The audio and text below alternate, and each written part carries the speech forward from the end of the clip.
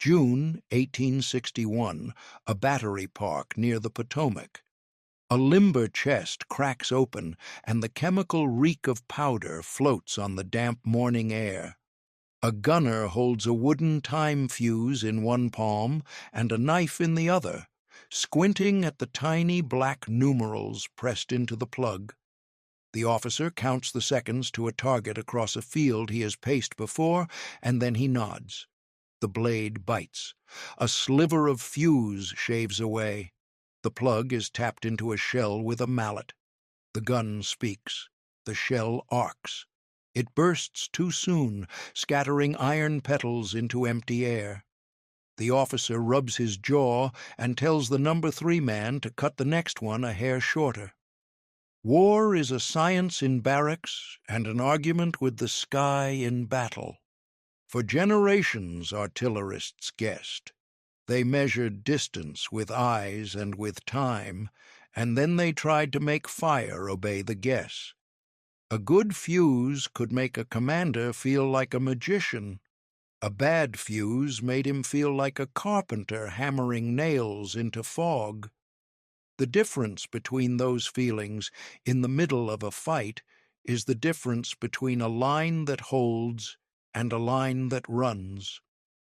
Time fuses, before the Bormann, were tiny wooden clocks filled with composition that burned along a marked path. The gun crew drove the plug into the shell's fuse hole, lit it with the flash of the gun, and prayed that the burn would match the distance. The wood swelled in rain. The marks lied in cold. The knife bit too deep or not deep enough. A second is a small unit in conversation and a huge margin in a cannon's arc. Too short and you waste iron in the sky. Too long and the shell hits the ground and bursts like a grenade into dirt. Men crouched behind logs and fence rails counted on that dirt to save their lives.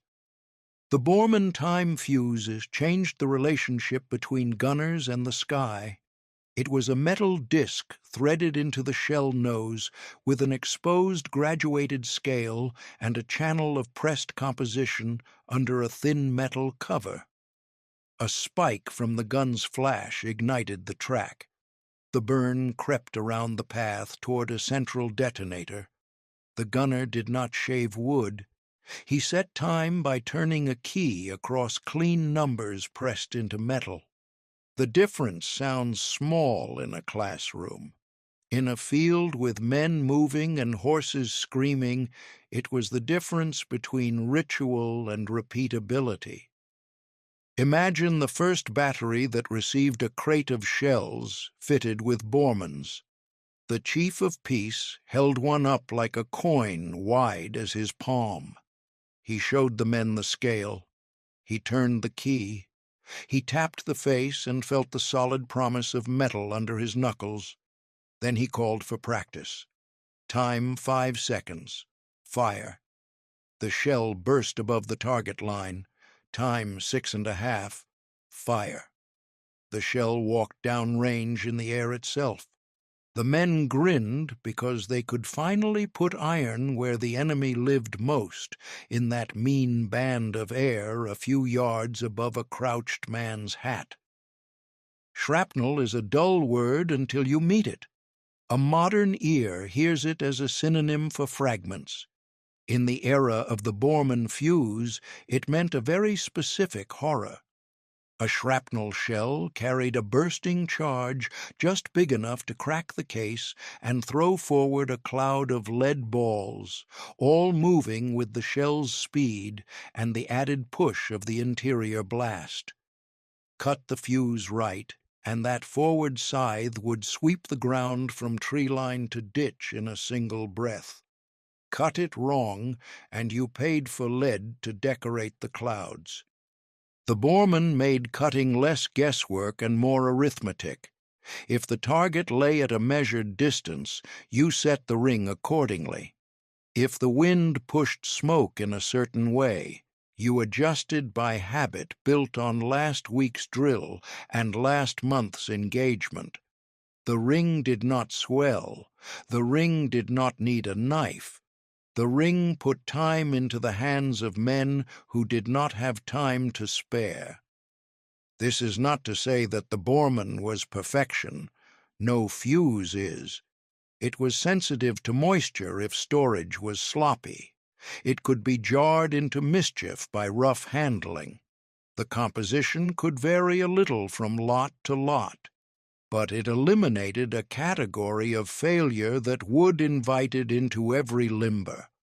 And elimination of one category of failure in artillery is an empire of new options in the field.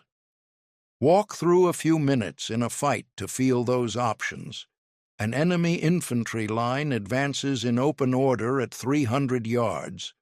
Old practice might call for solid shot to plow the ground in front, ricochets to trip and terrorize, and case shot with cut fuses to break up the center. With Bormanns on hand and confidence under the rammer, the battery captain wastes no first moments. He orders 6 shells set to 4 seconds. The first salvo bursts ahead and above of the skirmishers. They crouch by reflex. He orders 6 more at 6 seconds to reach the main body behind. The air becomes a layer cake of iron. The enemy must either halt in the killing band or move through it quickly and disorganize themselves. Options shrink. The battery has begun to edit the other side's choices. Now place cavalry in that same field. A pistol-armed charge breaks on ground thick with airbursts. Horses do not discuss ballistics. They feel pain and panic. A burst that would not penetrate a barn door at long range will tear eyes and flanks in an unarmored animal. Cavalry that might have ridden down a gun line under the old regime now veers, slows, or dismounts. A commander with Bormanns can deny a road for 200 yards, not with stakes, but with timed air that punishes nerve and spine. We should talk about the mathematics that underwrite this confidence. Flight time is a function of muzzle velocity, elevation, air resistance, and gravity's unkind constancy. Gunners worked it in tables and in bones. A battery that trained with Bormanns could match those tables to the ring's marks and be roughly right before the first round left the muzzle. Roughly right is a phrase that frightens mathematicians and comforts artillerists. Roughly right, in the air, at the right height and the right second, kills more enemies than precisely wrong on the ground 10 yards short. Before the Bormann, crews often added a second to whatever their gut said, afraid that a too short airburst would achieve nothing. That habit left dead ground where enemies learned to crawl. With a ring they could trust, crews relearned aggression. They set shorter times to burst forward of a line so balls could drive on an angle into ranks whose backs were slightly bent. They experimented with overlapping times across a battery front, weaving a sky net that moved as men moved. The ring invited experiments because it made a small adjustment repeatable by any hand in the section. You can hear the difference in veterans' stories. Old hands joke about the knife and the guess.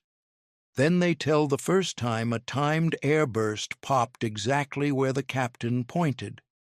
It sounds like humility, but it is joy. Artillery wants to be more than thunder. It wants to be editing. The Bormann also helped the least glamorous part of artillery, the supply chain. Wooden fuses required careful storage, constant inspection, and too often last-minute shaving under conditions that left powder dust on sweaty fingers near open priming vents. The ring fuse rode sealed, labeled, and ready. Quartermasters counted faster. Chefs de piece argued less with the men who cut. NCOs reclaimed minutes, otherwise lost to bulky plugs and swollen wood. Those minutes turned into better sighting and calmer hands on handspikes. Set the stage broader because the hour demands more than one widget.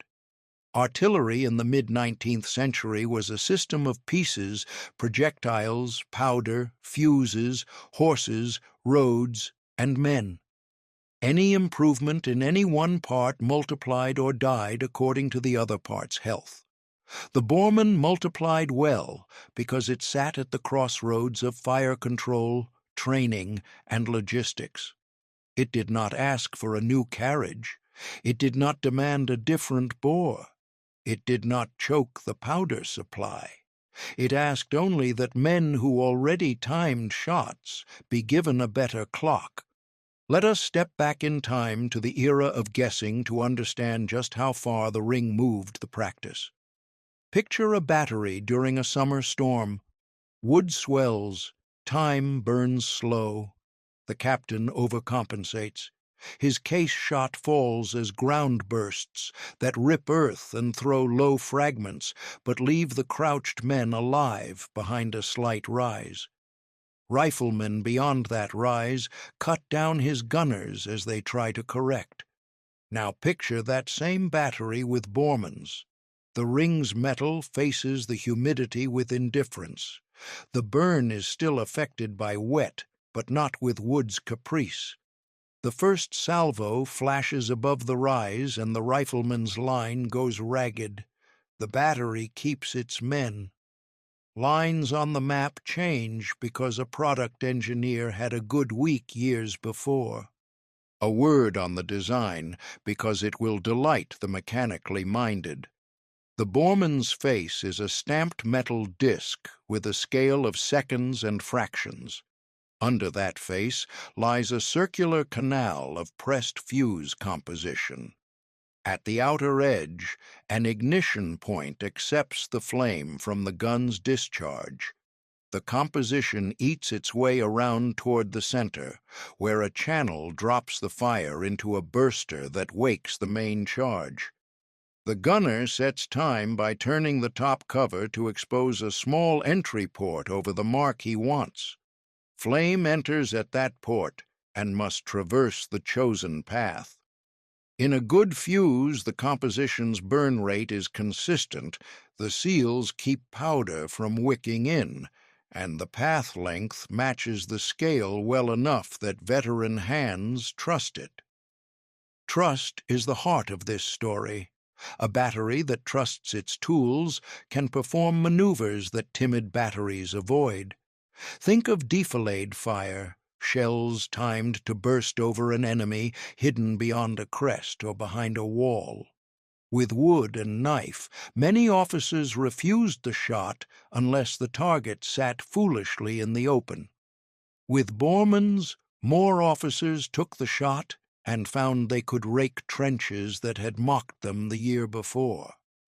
That change in behavior spread because success is contagious. Now talk about countermeasures, because every edge draws an answer. Infantry learned to take cover faster. Officers taught men to hit the dirt at the first burst and to stay there through the next. Engineers improved trench profiles to catch forward-thrown balls. Gunners on the receiving end watched the air and bothered their officers until batteries shifted positions. But none of these choices eliminated the new cruelty. They only blunted its first bite. A system that throws 100 small spheres through a band of air is hard to outthink. It does not ask you to expose yourself to be hurt. It comes to you where you hide. The ring fuse also forced cooperation. Infantry commanders learned to call for times and heights with more precision. They passed range numbers by flag, by courier, by shouted code. Batteries learned to listen. A brigade front could be covered by 2 batteries overlapping times like woven cloth. When officers trusted the rings, they tightened intervals, knowing they could walk bursts up a slope or down a street. The coordination made complexity possible, and complexity rewarded armies with trained staffs and practiced messengers. If you want proof that a fuse can write history, count the times a unit's diary mentions airbursts as a reason for delay, disorder, or retreat. Under trees, the effect multiplied. Branches became secondary fuses that detonated shells earlier and showered men with splinters and shot. The Bormann made those moments more common and more controllable. Even when the ring was set for a longer burn, a limb could clip a shell to a premature but still murderous burst. The message to infantry was simple: every place is dangerous now.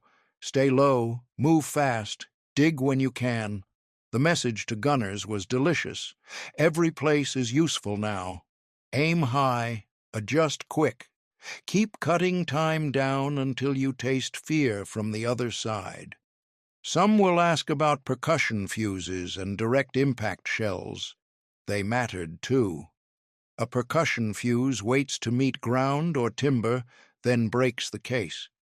It is a good answer for men behind earth, or for targets like wagons and guns.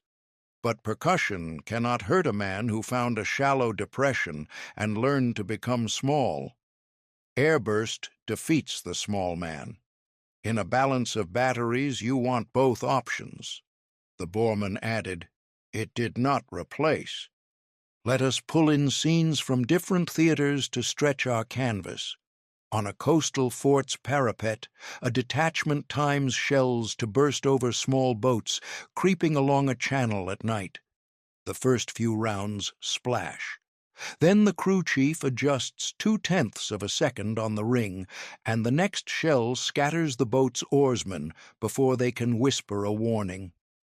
On a mountain road, a mule train halts under fire until a single gun finds the cut between ridges and uses timed bursts to clear the rocky shelf where skirmishers had been safe.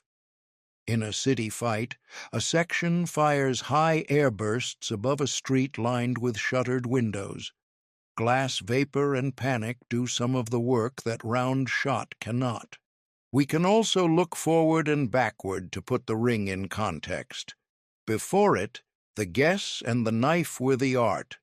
After it, better rings, and then entirely new answers like time and super-quick combinations, and eventually proximity fuses would change everything again.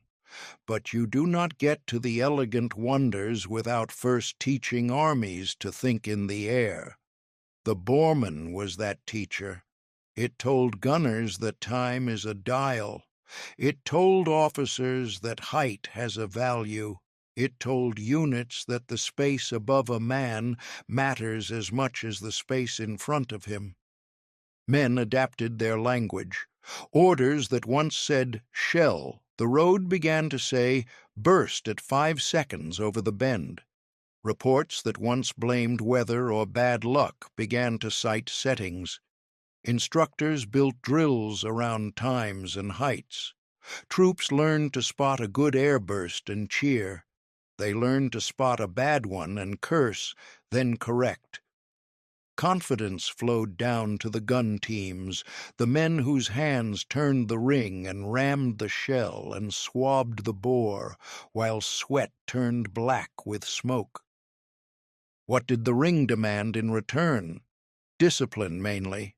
Powder dry and stored, shells kept in shade, settings checked by 2 voices, not 1, because a second pair of eyes is cheaper than a wasted round. A calm hand with the key in rain and powder grit. Mastery of seconds by men who lived by minutes. It asked little compared to what it returned. The return was power over an element that had mocked them. Consider the human time inside the mechanical time. A gunner counts out loud, not to measure flight, but to steady his hands and the men around him. 1, 2, 3. He imagines the shell arcing. He imagines the burst where he wants it. He glances at the captain. The captain's face is a stone brief with pride in the crease of his eyes. The burst happens on the fourth count, and the captain's head tilts the smallest degree. The crew feels that tilt as a warm thing. They are doing it right. That feeling, shared across 6 pieces in a battery, across 3 batteries in a brigade front, moves ground as surely as iron. There is an economics to all of this. Airburst saves rounds when it is done well because it kills with efficiency. It wastes rounds when it is done badly because men learn to duck and move. The Bormann tilted the ledger toward efficiency. An army that tilts that ledger lives longer in its depots. Its horses last longer because they haul fewer wasted pounds of iron. Its march speeds rise because limbers run lighter. Logistics smiles upon batteries that burst in the air well. Do not imagine that the ring erased doubt. No tool does. There were dud bursts and short burns and rings that stuck at awkward times. There were fires in limbers and shells that cooked off, and memories that hang forever around certain guns where men died without time to be clever. There were hills that fooled range estimates, and winds that turned powder smoke into curtains across a gunner's eye. The ring did not cancel the weather. It gave men a better umbrella. As the war ground toward its later years, crews who survived long enough to become old in their 20s could mark a before and after around this small invention. Before, they cursed wood that lied. After, they aimed for the air as if it were a surface they could draw on. Learning sometimes feels like theft. The ring stole excuses from bad crews and handed opportunity to good ones. Shall we end with a thought experiment that folds the whole lesson into a single minute? A battalion of infantry moves across a meadow toward a fence line. The supporting battery has orders to keep the heads down beyond the fence until the battalion closes and climbs. The battery captain sights, judges distance, and calls for 5.5 seconds. First, salvo bursts low and short. He watches how the enemy flinches. He adds 4/10 and orders quick time. The next rounds pop over the fence itself, dropping balls into hats and onto wrists that had been steady on rifle stocks. The enemy fire falters. The battalion moves without stopping to trade volleys. They cross with fewer men falling backwards off rails. That is a victory of seconds over seconds. It is a victory written by a ring and read by a man who trusted it. We have spoken a long while, and we have earned a conclusion. Artillerists once cut fuses by guess. They did it with knives and faith and more failure than courage deserved. Then the Bormann time fuse gave them a dial. It did not make them gods, it made them reliable. Reliability in war is kindness to your own side and cruelty to the other.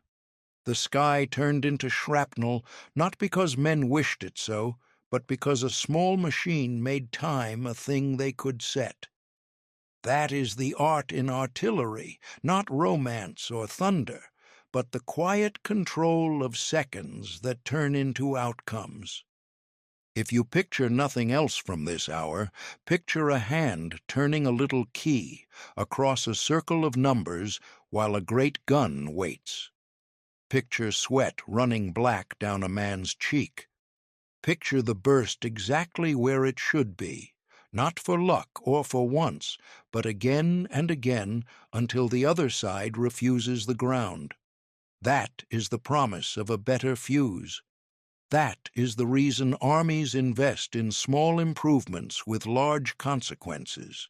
It is the reason the knife gave way to the ring, and the reason the ring would one day give way to an invisible sense in the nose of a shell that knows how near it is to men.